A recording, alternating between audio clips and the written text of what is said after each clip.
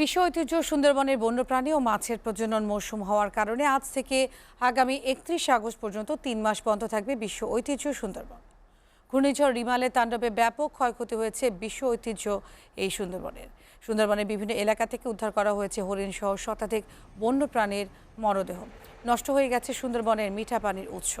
এরই মধ্যে সুন্দরবনে বন্যপ্রাণী ও মাছের প্রজনন মৌসুম হওয়ার কারণে 3 মাসের নিষেধাজ্ঞা জারি করেছে বন বিভাগ।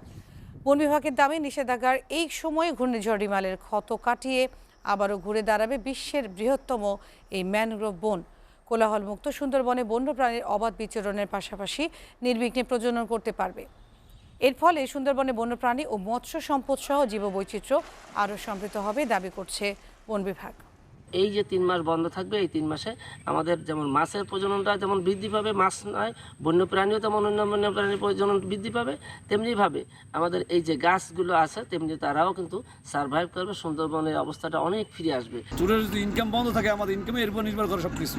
আমরা কোথায় যাবো? আমাদের কি চালাবে? 2 মাস 3 মাস বন্ধ থাকাকালীন আমরা এখন খুব ক্ষতিগ্রস্ত আছি। আমরাও বিকল্প কোনো পথ করা হোক। 3 মাস মানেই তো আমাদের বিশাল ব্যাপার। আমাদের ইনকামের সোর্স থাকবে না, আমরা কি করে খাবো?